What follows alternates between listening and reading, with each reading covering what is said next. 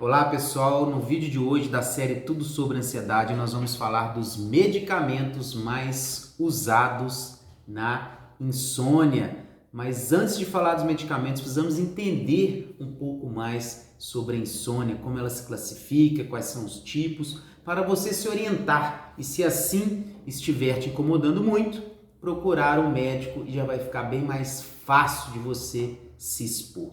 Primeiramente, nós temos que entender que a insônia ela é um transtorno do sono mais comum que acomete os brasileiros.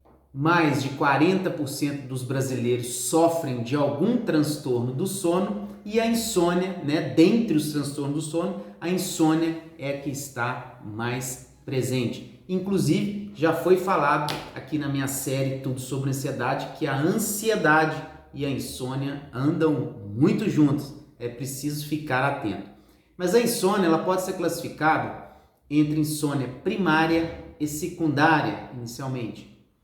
A insônia primária ela está ligada mais a situações do indivíduo e não é uma causa tão fácil de se descobrir assim aparentemente. Geralmente esses insônios são até característicos de famílias, são insônias assim familiares em que a pessoa não consegue identificar exatamente por que ela não dorme.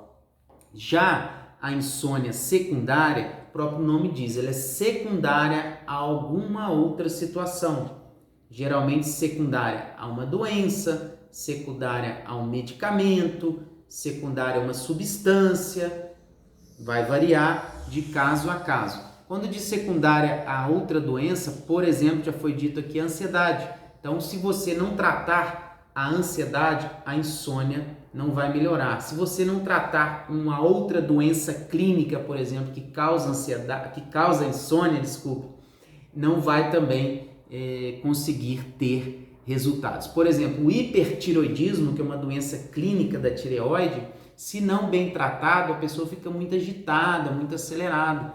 E não adianta tratar a insônia se não tratar a patologia de base, como eu disse. E também alguns medicamentos ou até substâncias como álcool, drogas e outras coisas nesse sentido podem piorar a insônia. E a outra situação da insônia que temos que falar é a seguinte, ela pode ser uma insônia inicial, uma insônia intermediária ou uma insônia terminal. O que é inicial? A pessoa tem dificuldade de iniciar para dormir. A intermediária, a pessoa dorme e você acorda ali 2 horas da manhã, 3 horas e não consegue dormir mais. E a insônia terminal, a gente costuma dizer que é aquele despertar antes do horário desejado. Você dorme e acorda ali às 4 da manhã, por exemplo. 4, 5 da manhã e queria estar acordando às 7 ou às 8, né? Ou então acorda às 4, era para acordar às 6. É uma insônia que você desperta antes do horário desejado. Medicamentos, então, pessoal, quais são os medicamentos? Basicamente são separados em indutores do sono, calmantes, também os benzodiazepínicos, na verdade são chamados os benzodiazepínicos ou o termo popular aí, calmantes. Alguns antidepressivos, tem alguns antidepressivos que têm uma ação sedativa, ajudam no sono. E também alguns antipsicóticos, que quando usados em doses baixas auxiliam muito no sono. Aqui no Brasil, os medicamentos mais usados indutores do sono, que são o Zolpidem e Exopiclona. Então, os desindutores de sono, Zolpidem e Exopiclona, são os mais usados no Brasil. Tomar cuidado com os indutores do sono, não ultrapassar 3 meses de uso, pois pode causar dependência. E são muito úteis na insônia inicial, como eu disse, porque são medicamentos que eles não são tarja preta e eles têm uma indução rápida de sono. Zolpidem, o Exopiclona, em torno de 10 a no máximo 20 minutos, 15 a 20 minutos, a pessoa já está dormindo. Então ele é muito útil na insônia inicial e usar com cautela, sob orientação médica, no máximo recomendado aí são 3 meses. Os benzodiazepínicos ou os calmantes, tranquilizantes, como o pessoal diz por aí no termo popular, diazepam, alprazolam, clonazepam, lorazepam são medicamentos que eles são tarja preta, devem ter muito cuidado para ser usado, porque são medicamentos que causam dependência, eles começam causando uma tolerância para depois se tornar dependência. Vou dar um exemplo, a pessoa está tomando um medicamento que é muito conhecido, o Rivotril, ele tem apresentação 0,25, 0,5 e 2 miligramas na forma de comprimido.